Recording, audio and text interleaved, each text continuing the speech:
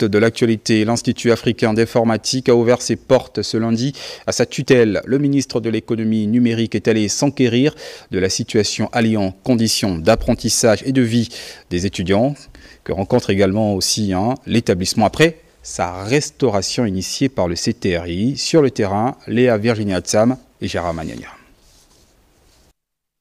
Doyenne des écoles informatiques en Afrique, l'IAI est sur le point de prendre un nouvel essor.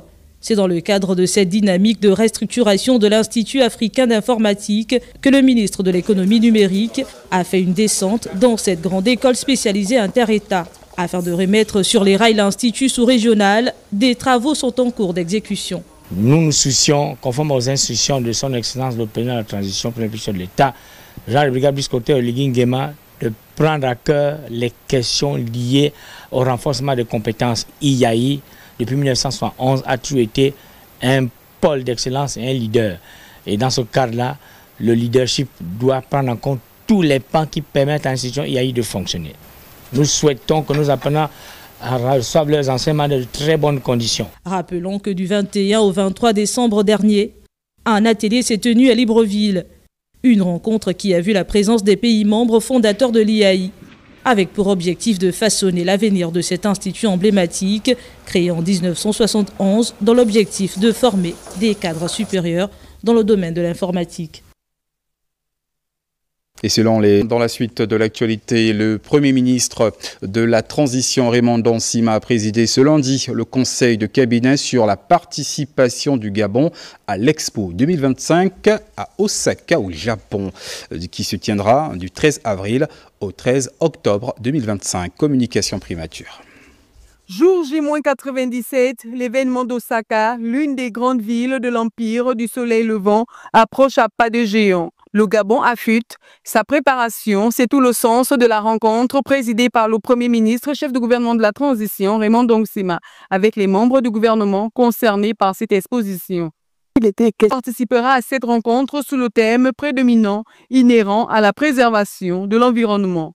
Que l'événement d'Osaka au Japon va rassembler 160 pays, 9 organisations internationales seront également attendues, près de 28 millions de visiteurs. Cette rencontre permettra au Gabon de valoriser son patrimoine touristique, culturel, environnemental et social. La primature après la réunion stratégique sur la participation du Gabon à l'Expo 2025 à Osaka au Japon.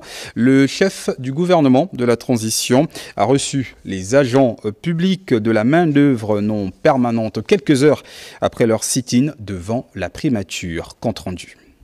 Le Premier ministre chef du gouvernement de la transition, Raymond Dansima, a devisé ce jour avec les responsables des organisations syndicales de la main-d'œuvre non permanente du Gabon, en mouvement d'humeur ce 6 janvier 2025, devant le siège de la primature.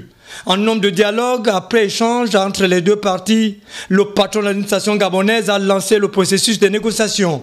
Le 27 décembre 2024, nous avons convoqué une assemblée générale pour faire le point de la rencontre que nous avions eue avec M. le Premier ministre.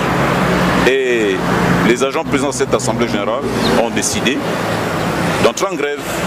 C'est cette grève que nous avions déclenchée ce lundi 6 janvier 2025, qui a tenu ses promesses jusqu'à l'intérieur du pays.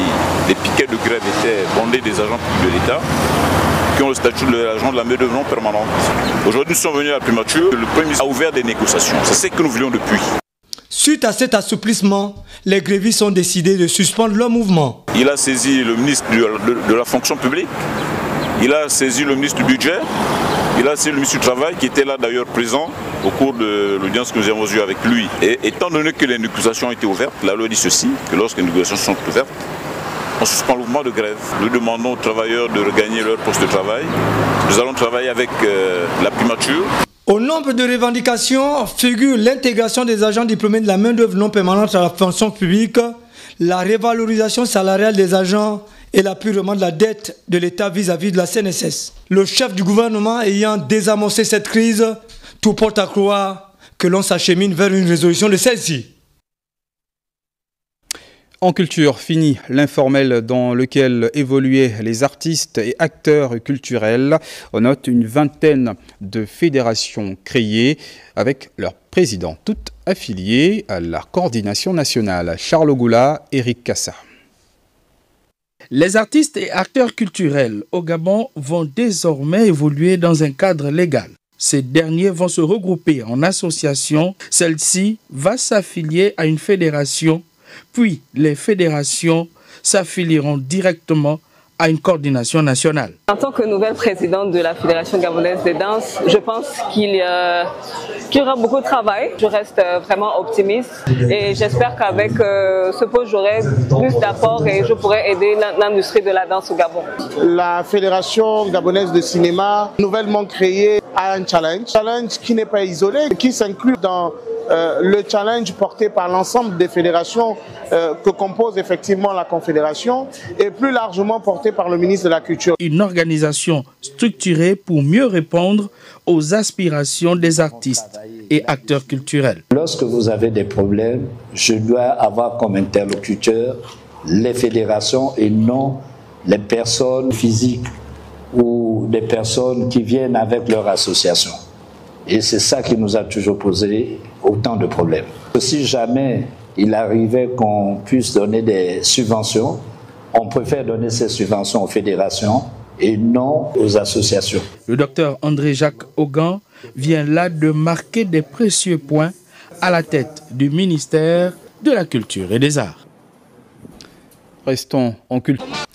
Et cet après-midi, le docteur André-Jacques Augan, en sa qualité de ministre de la Culture et des Arts, s'est également exprimé sur cette perte énorme. On écoute.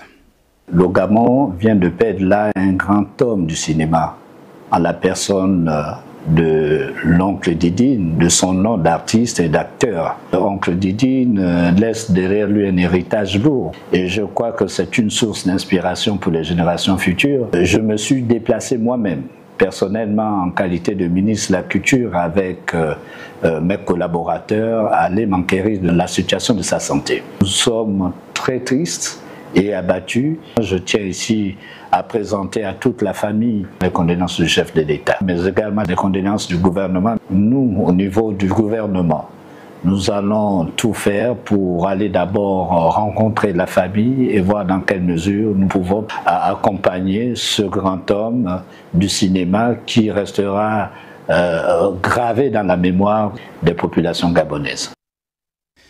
Encore toutes nos condoléances à la famille lourdement éprouvée.